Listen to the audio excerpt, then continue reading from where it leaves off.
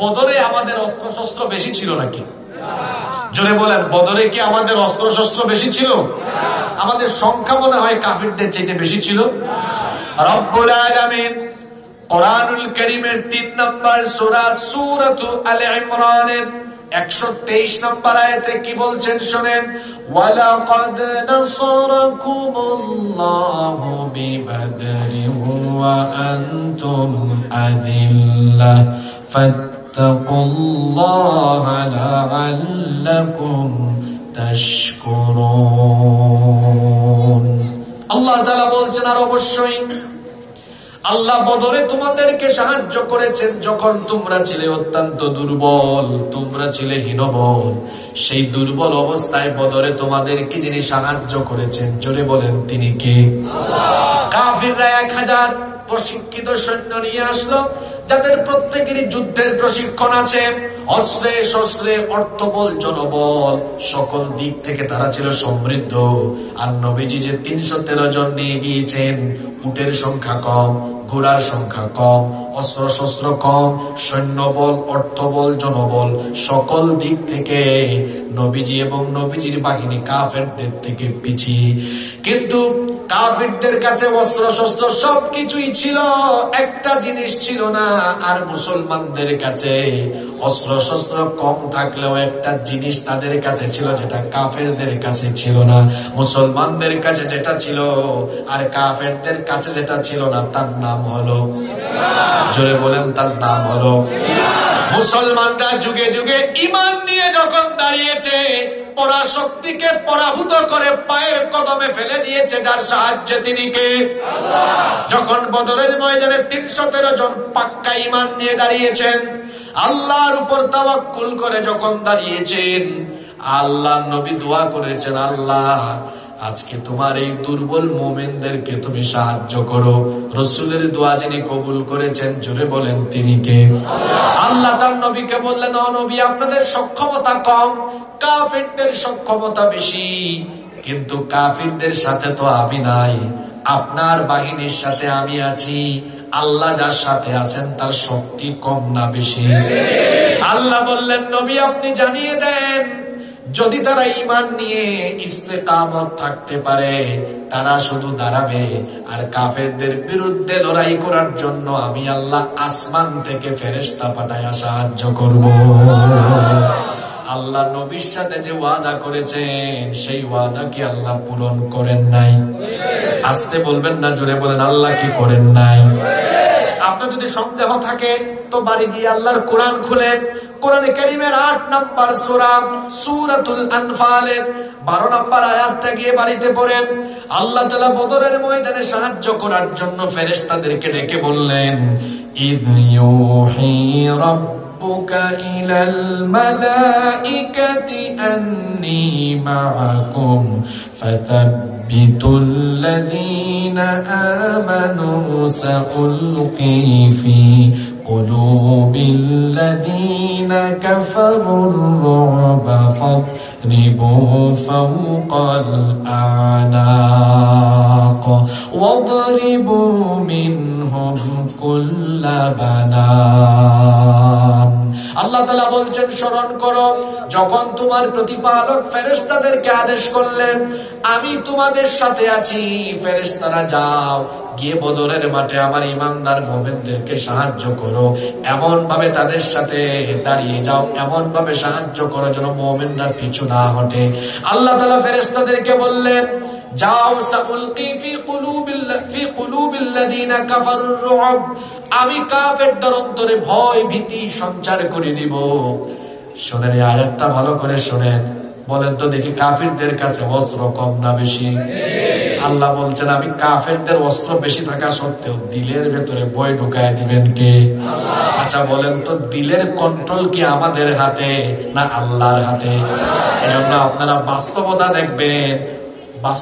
দেখবেন, অস্ত্র শস্ত্র নিয়ে দাঁড়ালেও যখন ঈমানদাররা আল্লাহু আকবার স্লোগান দেয়, তখন কাফির বেঈমানদের কলিজার মধ্যে ভয়ে কম্পন শুরু হয়ে যায়।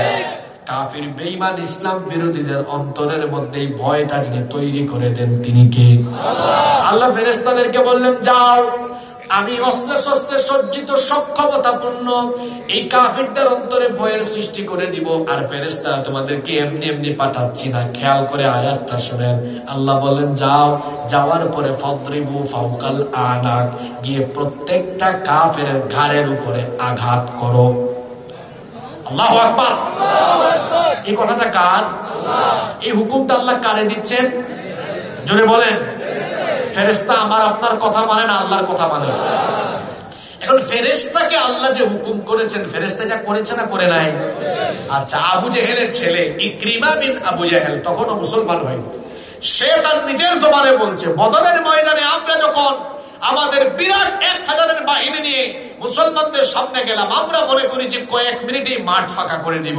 কিন্তু আমরা যখন সামনে গেলাম, দেখলাম ইমানদারদের দল মুমিনরা আমাদেরকে আঘাত করার আগেই আমাদের নেতৃবৃন্দের শরীর থেকে কারা জানি ঝড়ের গতিতে এসে সাদা সাদা কাপড় বিশিষ্ট শুভ্র সুন্দর চেহারার অধিকারী কারা যেন ঝড়ের গতিতে এসে আমাদের নেতৃবৃন্দের শরীর থেকে কল্লাকে, মাথাকে আলাদা করে দিয়েছে।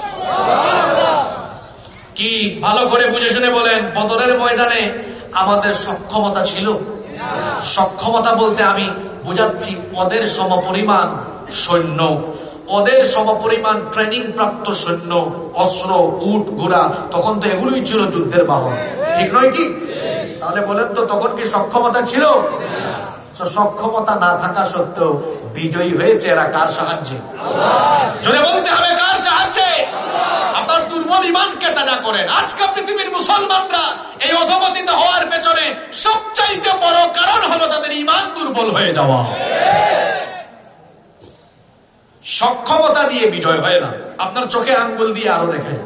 এই যে 8 মাস আগে বাংলাদেশে ফেসিবাদের পতন হলো, ফেসিবাদের পতন হলো, আর ফেসিবাদের লেলিয়ে দেওয়া পুলিশ, র্যাব, বিজিবি, সেনাবাহিনী মাঝখানে তো কয়েকদিন ইন্টারনেট বন্ধ করে হেলিকপ্টার থেকে গুলি ছুড়েছে, রাস্তায় বের হলেই গুলি করেছে, আমাদের শত শত হাজার হাজার ভাই বোনরা জীবন বিলিয়ে দিয়েছে।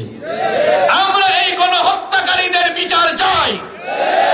সরকারকে বলবো, প্রত্যেক খুনি যারা দেশ থেকে পালিয়ে গিয়েছে ইন্টারপোলের মাধ্যমে এদেরকে দেশে ফিরিয়ে এনে দৃষ্টান্তমূলক শাস্তি দিয়ে প্রত্যেককেই ফাঁসির কাস্টে ঝুলাতে হবে।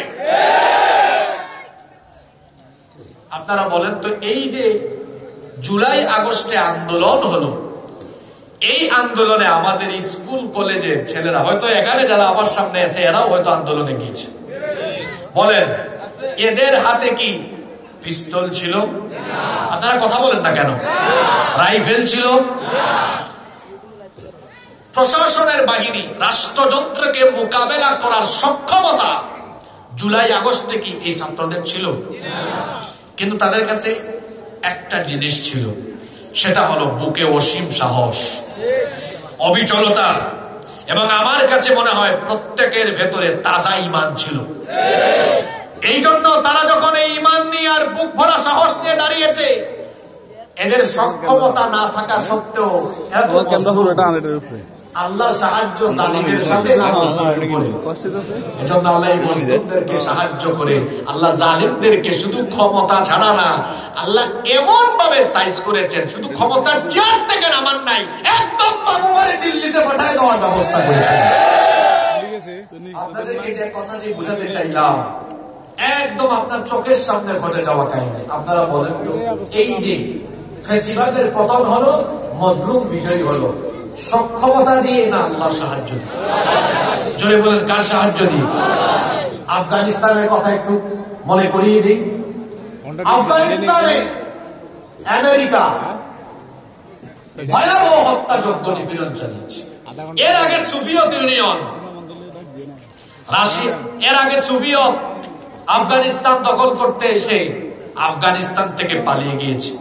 আর কয়েক বছর আগে আপনারা টেলিভিশনে, ইউটিউবে, ফেসবুকে আপনারা দেখেছেন বর্তমান পৃথিবীর সুপার পাওয়ার আমেরিকা আর তার ন্যাটোর সৈন্যরা তাদের অত্যাধুনিক যুদ্ধ বিমান, অত্যাধুনিক অস্ত্রশস্ত্র, মিসাইল, পারমাণবিক অস্ত্রশস্ত্র রেখে কোন রকমের জান নিয়ে আফগানিস্তান থেকে পালিয়ে গিয়েছে।